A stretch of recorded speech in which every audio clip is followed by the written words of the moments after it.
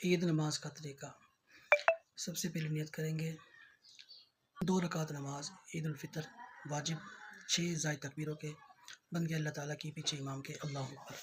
اب اللہ اکبر کہنے کے بعد سب سے پہلے ہم نے ہاتھوں کو اللہ اکبر کہہ کر سب سے پہلے ہم نے ہاتھ باندھ لینے ہیں، اس کے بعد ثنا پڑھنی ہے۔ ثنا پڑھنے کے بعد پھر اللہ اکبر امام کے ساتھ کہنا ہے اور ہاتھوں کو کانوں تک اٹھا کر چھوڑ دینا ہے۔ پھر اللہ اکبر کہنا ہے، کانوں تک ہاتھوں کو اٹھانا ہے اور چھوڑ دینا ہے، اور اس کے بعد تیسری تکبیر اللہ اکبر، کانوں تک ہاتھوں کو اٹھانا ہے اور پھر ہاتھ کو باندھ لینا ہے۔ اب امام سورۃ فاتحہ اور سورۃ اخلاص وغیرہ یا کوئی سورت بھی ملا کر پڑھے گا، اس کے بعد رکوع اور سجود کرے گا۔ دوسری رکعت کے لیے کھڑے ہوں گے تو امام سورۃ فاتحہ پڑھے گا اور اس کے ساتھ کوئی سورت ملائے گا۔ اب امام اللہ اکبر کہے گا، ہاتھوں کو کانوں تک اٹھائیں گے اور پھر چھوڑ دیں گے۔ اللہ اوپر کہا دوسری مرتبہ تو پھر ہاتھوں کو اٹھائیں گے کانوں تک اور پھر چھوڑ دیں گے۔ تیسری مرتبہ پھر اللہ اوپر کہیں گے اور کانوں تک ہاتھوں کو اٹھائیں گے اور چھوڑ دیں گے۔ اور چوتھی تکبیر اللہ اوپر کہے گا جب امام، تو ہاتھ اٹھائے بغیر رکوع میں چلے جائیں گے۔ رکوع میں جانے کے بعد پھر امام صاحب جو بھی رکوع کیا کریں گے، تشہد پڑھیں گے اور پھر سلام پھیر دیں گے۔ اب اس کے مسائل بھی سیکھ لیں کہ جس کو ادھوری جماعت ملے عید کی، اب اس کے ہمیں کس طرح معاملات ہوں گے، کس طرح حل کرنے ہوں گے، تو یہ مسائل سیکھ لیں اس کے بھی۔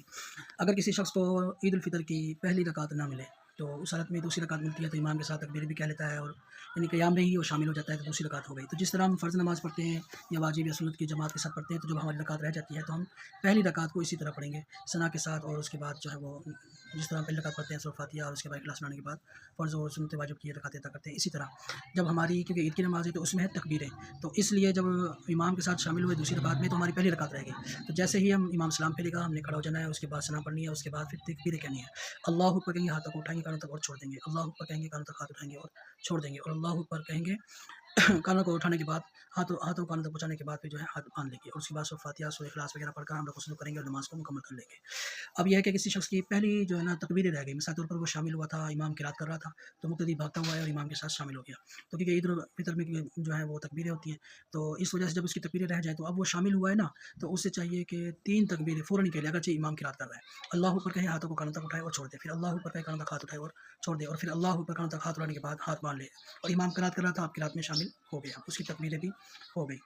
تو اس طرح یہ رکعت یعنی پہلی رکعت میں شامل ہو جائے گا۔ اگر کسی شخص کو پہلی رکعت میں تکبیریں نہ کہہ سکے، یعنی قرات بھی پڑھ لی ہو، قرات ہو رہی ہے، سورت کوئی ملا کے امام صاحب پڑھ رہا تو اس وقت جب شامل ہوگا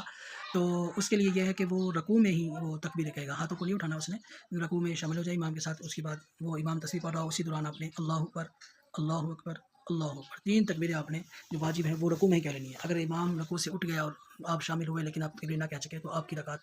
وہ جو ہے وہ ساقط ہو گئی، اب اسے پڑھنے کی کوئی ضرورت نہیں، اگرچہ آپ یہ رکوع میں شامل ہو کر مل چکے ہو کیونکہ آپ کو تسبیح پڑھنے کا موقع نہیں ملا، اگر پڑھنے کا موقع مل جاتا تو پھر آپ ادا کر سکتے، رکعت مل گئی تو تکبیریں بھی مل گئی، تکبیریں بھی یعنی سمجھو آپ کی ہو گئی۔ اگر آپ کی رہ گئی رکعت تو پوری تکبیر جس طرح پہلی رکعت پڑھنی ہے اس میں جس طرح تکبیریں ہیں اسی طرح آپ کو سلام پھیرنے کے بعد کہنا ہوگا۔ یہ چند مسائل تھے، اللہ تعالیٰ مجھے اور آپ سب کو یاد رکھنے کی توفیق عطا فرمائے، اور جس کو عید نماز ہی نہ ملے اس کے لیے ضروری ہے کہ وہ چاش کی نماز ہی پڑھ لے، موقع پر کوشش کرنی چاہیے کہ وقت پر مسجد میں پہنچ جائے، ایک مسجد میں نہ ملے تو دوسری مسجد میں ٹائم جو ہے وہ تبدیل ہوتا رہتا ہے، کسی میں 7:30 کسی میں 8 کسی میں 8:30 بھی ہوتی رہتی ہے، کوشش کریں ایک جماعت ایک مسجد سے رہ جائے تو اپنے علاقے کی دوسری مسجد میں بھی آپ جماعت ادا کر سکتے ہیں، یا عید گاہ میں بھی اگر ٹائم زیادہ ہو یعنی 9 بجے یا 8:30 بجے یا 8 بجے بھی جماعت ہو رہی ہو تو اس میں آپ شامل ہو جائیں۔ اللہ تعالیٰ ہم سب کو نیک عمل کرنے اور شکر ادا اللہ تعالیٰ کا شکر ادا کرنے کی توفیق عطا فرمائے۔ اللہ حافظ۔